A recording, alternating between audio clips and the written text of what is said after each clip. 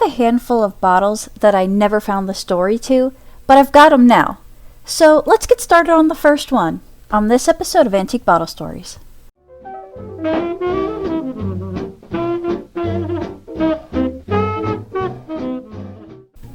When I first bought this bottle, it was in a lot of, I think, 6 bottles, all from New Jersey. This one was the only one without a story. So let me take you through my thought process. First, I imagine this to be from the 1880s, 1890s. It's a blob top, the neck is crooked, it's a really cool teal color, right?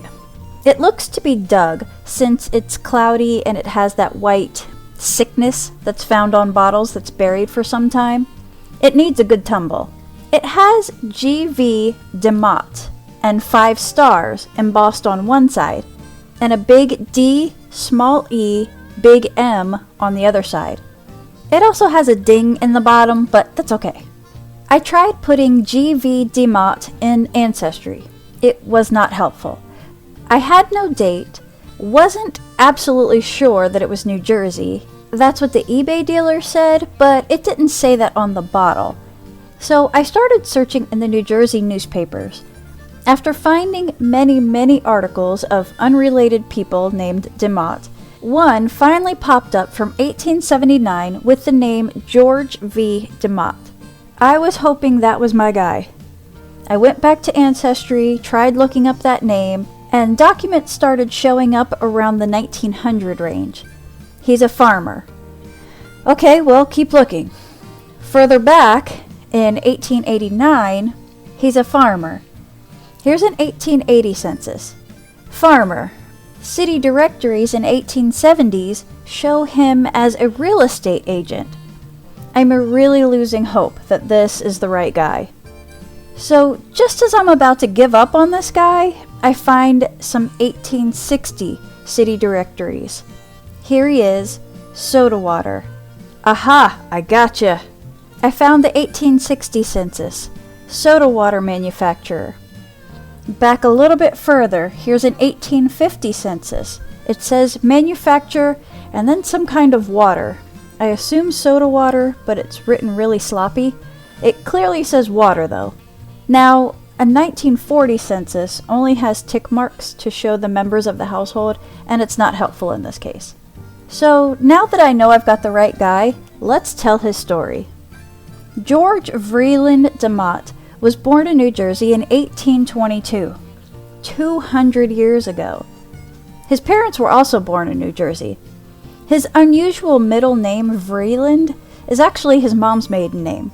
His mom was named Jane, so was his daughter.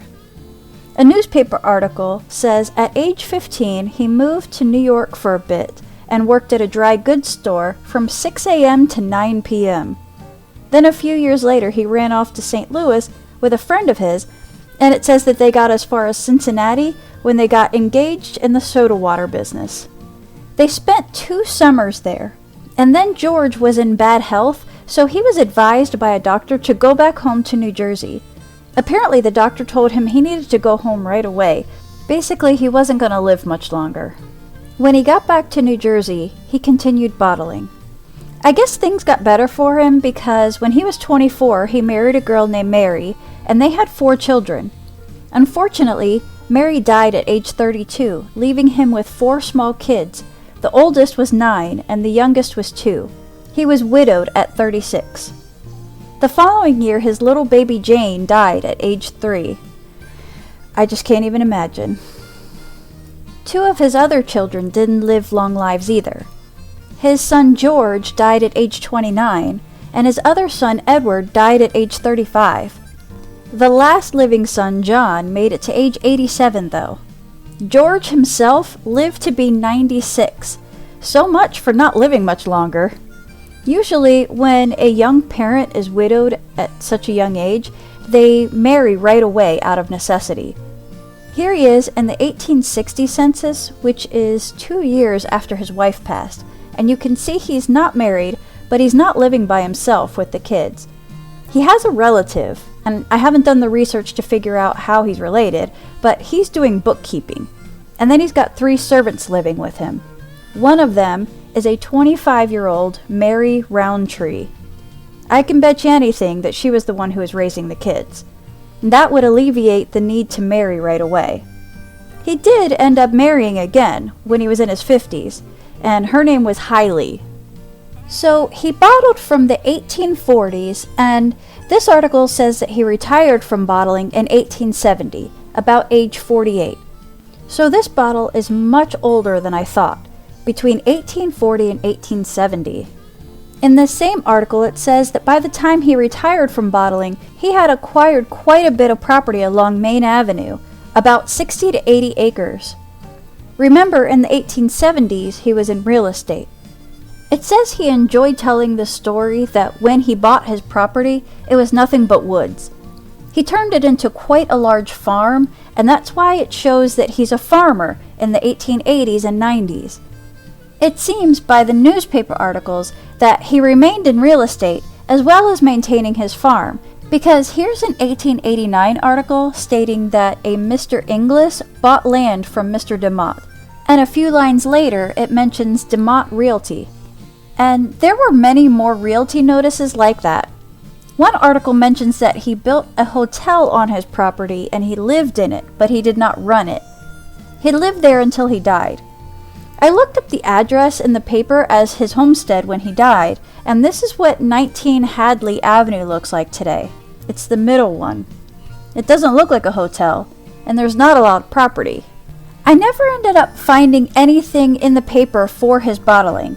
The searches come up completely empty when I try to put in Demott soda or Demott bottling. One thing that came up many times for Demott in the newspapers are meetings that he was involved in as a freeholder. Here's an 1894 article saying George Demott was the dean of the new board of freeholders. Now, I had to look that up. It says it's a registered voter who owns local property and has been a resident for a long time. So I guess it was some kind of town committee. This guy seemed pretty beloved by his town.